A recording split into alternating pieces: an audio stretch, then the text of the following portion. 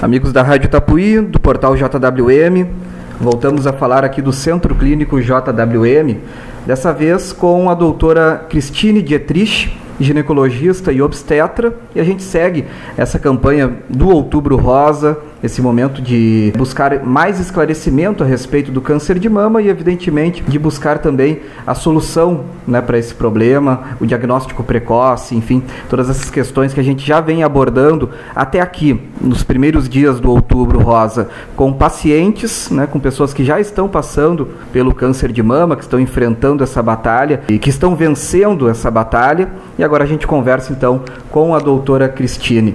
Doutora, para a gente começar, então, esse bate-papo, uma questão que todo mundo se pergunta: é possível prevenir o câncer? Existem hábitos que as pessoas podem tomar no dia a dia, aderir no dia a dia, que talvez evitem? Bom dia. Olá, bom dia. É um prazer a gente poder conversar sobre esse assunto, assim, sendo que a doença de mama, assim, o câncer de mama é um tumor muito frequente entre as mulheres, né? O segundo tumor mais frequente entre as mulheres no Brasil e no mundo. Então a gente procura, com a informação, assim, com a consulta ginecológica e nesse tipo de trabalho também da rádio, poder expor, assim, coisas pontuais. Em relação a fatores que a gente pode modificar na nossa vida diariamente para prevenir a doença de mama, a gente pode citar, então, assim, o controle do peso, atividade física, né, regular, dieta, né, suspensão do cigarro e suspensão do uso de bebidas alcoólicas. Esses fatores são fatores modificáveis, são coisas simples que a gente pode incorporar na nossa rotina,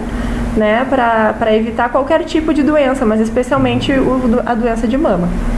Quando a gente fala em bons hábitos de vida, a gente está falando, na verdade, no combate a qualquer doença, né, doutora? E o câncer, evidentemente, é uma reação do corpo a também diversos hábitos ruins que a gente vai tendo, né? Exatamente, sim. Porque, assim, eu já vou ir passando mais para frente nos fatores, assim, que são importantes, como a gente sempre fala, os fatores de risco para o câncer de mama, assim, são vários e que a gente pode expor, assim, né?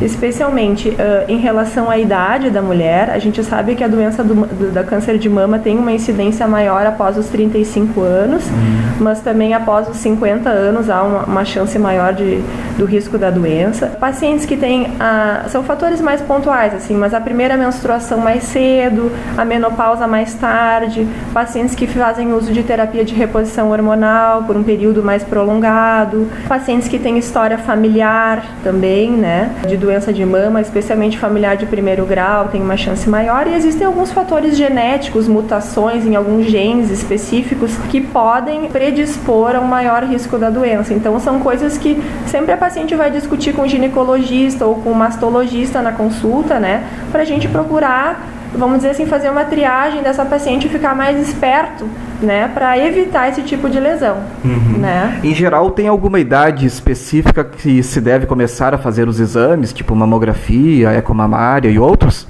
Sim. Em geral, o que a Sociedade de Ginecologia, Febrasgo e outros órgãos, assim, a Sociedade Brasileira de Mastologia, orienta que a partir dos 40 anos a gente já faça o exame de mamografia anualmente, né? Não existe uma idade para terminar, para parar de fazer esse exame. Uma pergunta bem frequente entre as pacientes: mas eu já tenho 70 anos, eu não preciso mais fazer.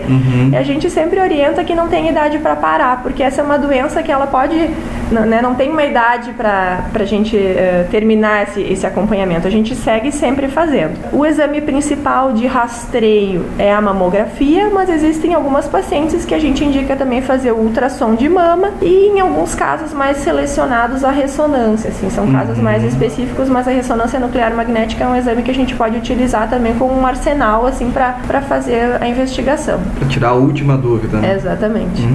Doutora, nós tivemos aqui no próprio Centro Clínico JWM, ano passado nós entrevistamos, na verdade eu não me lembro bem quando foi que essa paciente teve o câncer, né?